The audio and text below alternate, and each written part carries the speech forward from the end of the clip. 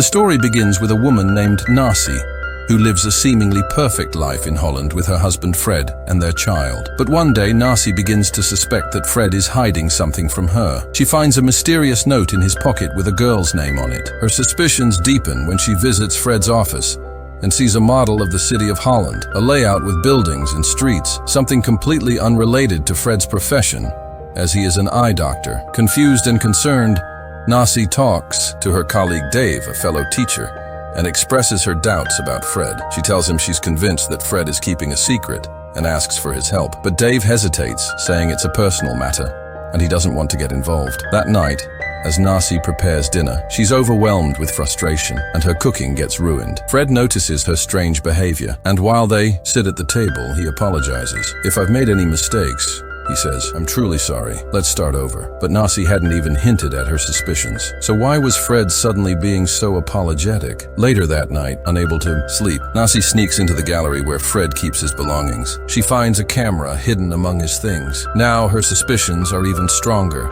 Why would Fred need a camera, and what might be on it? As she investigates further, Nasi hears a strange sound outside. Nervous, she grabs a hammer and heads out to check. She finds a raccoon rummaging through the trash, which scurries away when it sees her. But when she turns around, she notices a light on in the house. She sees Fred in a room with another woman. Then suddenly, she sees her son, dressed in festival clothes, running off into the woods. Worried, Nasi follows him, but ends up on a road covered with dead bodies beneath her feet. In the next moment, they vanish, and she starts drowning in water. Suddenly, she wakes up. It was all a dream. The stressful thoughts about Fred had invaded her subconscious. The next day, Nasi meets Dave at a restaurant and tells him her suspicions are now stronger than ever.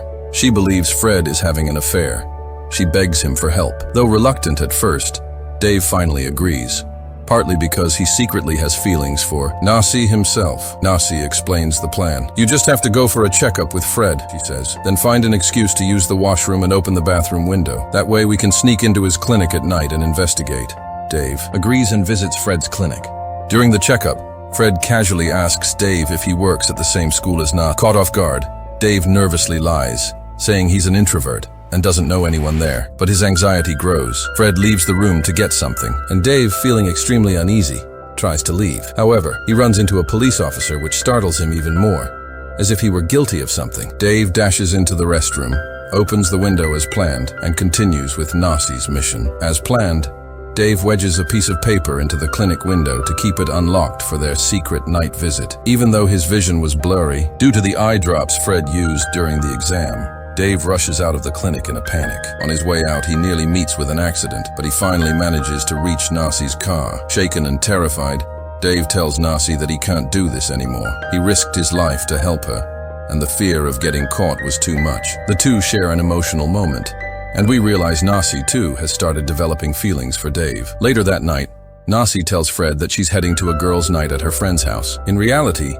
she meets Dave, and together, they head back to Fred's clinic to investigate. Meanwhile, the woman Nasi had pretended to visit calls Fred. Her son is experiencing eye trouble, and she asks Fred to come to the clinic right away. She's bringing her son along. Fred quickly leaves for the clinic, not knowing that Nasi and Dave are already inside. Nasi sneaks into the office through the unlocked washroom window and begins searching for clues. Inside the clinic, she finds a drawer full of debit cards and writes down one of the card numbers.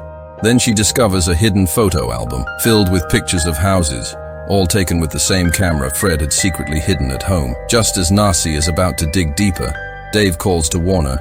Fred is outside. In a panic, she rushes to leave, but in her haste, her earrings fall onto Fred's miniature city model. Fred enters the clinic and begins the eye checkup for the woman's son. Meanwhile, he casually asks her, "So how is Nasi enjoying the party at your place?" The woman looks confused and replies, "Nasi? She never came over." That's when Fred realizes Nasi lied. Elsewhere, we see Nasi and Dave at Dave's home. Their emotions take over, and they share an intimate moment. Back at the clinic, Fred enters his secret room, the one that holds the detailed city model. He spots a pair of earrings resting on the model. He knows now Nasi was here. Meanwhile, some of Dave's students show up outside his home to threaten him, apparently because Dave had punished them earlier. The situation is tense. After dealing with the commotion, Dave tells Nasi he can't live a secretive life anymore. "If you want to be with me," he says, "you'll need to leave Fred.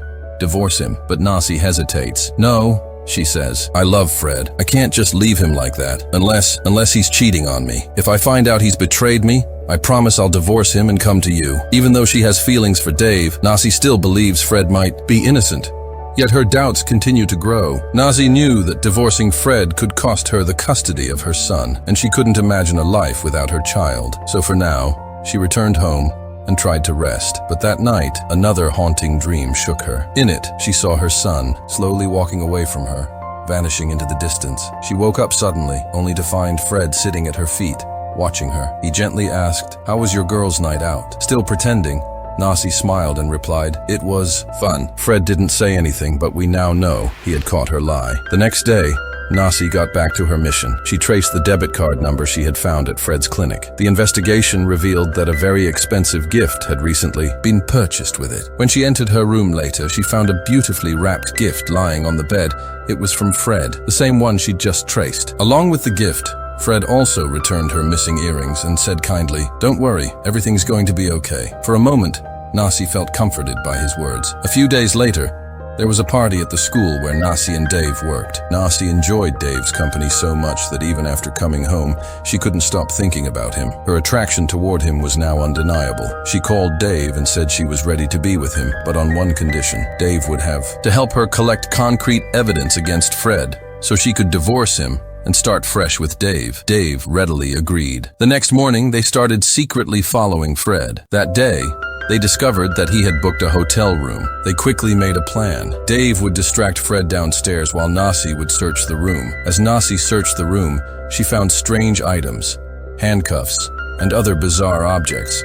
It confused her. What was Fred doing with these things? Meanwhile, Dave failed to hold Fred's attention and quickly called Nasi to warn her. She rushed out of the room just in time. Once they regrouped, Dave told her, "All these items prove that Fred is definitely having an affair, but we still need solid proof, a picture of him with that woman. If we get that," Dave added, "you can divorce him and we can finally be together." That night back home, Nasi once again looked closely at Fred's mysterious miniature model of Holland. It still only had a few houses on it, but now she also found a file containing blueprints for those very houses. Her instincts told her something was seriously wrong.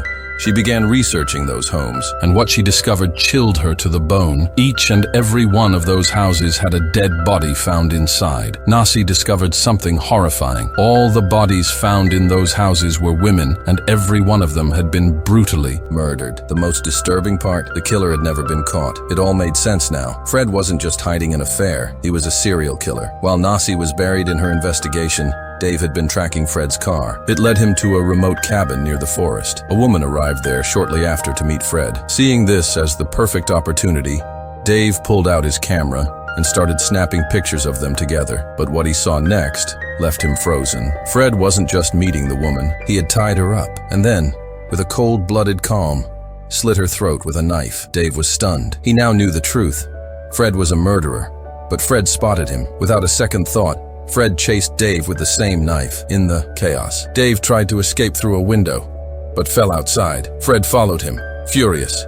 He grabbed Dave and threatened, "I know you're helping Nasi. You've been spying on me with her." Dave was terrified. He knew Fred wouldn't let him live. He ran toward the lake nearby and found a boat. But before he could escape, Fred caught up to him and tried to stab him. In a desperate move, Dave grabbed the knife and stabbed Fred in the stomach. Fred collapsed into the lake, disappearing beneath the water. Dave, shaken but alive, thought it was all over. The next morning, Dave returned to town and burned the clothes he had worn during the killing. He noticed dozens of missed calls from Nasi. She had been trying to warn him about Fred. When they finally met, Dave didn't tell her what really happened. Instead, he lied. "I caught Fred," Dave told her. "I showed him the pictures and told him to stay away from us. He agreed and left for good." Nasi was confused. It didn't make sense. Fred loved her. Why would he just walk away so easily? Still, she wanted to believe Dave. She accepted his story and slowly began living with him.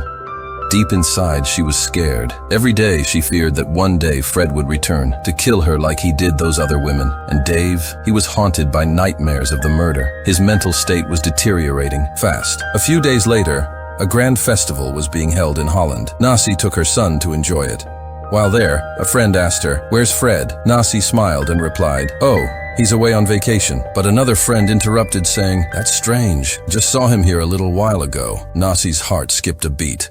She began looking around nervously. And there he was, Fred, alive. Panic surged through her. She couldn't see her son anywhere. She started running, frantically searching for him in the crowd. Just as Nasi was rushing through the crowd, she bumped into Dave, who was carrying a gun. In that terrifying moment, everything became clear. Dave wasn't just trying to protect her. He had brought the gun to eliminate her son, thinking that removing the child would leave Nasi completely his, so that she could be his, and his alone. Furious and heartbroken, Nasi grabbed her son and rushed home.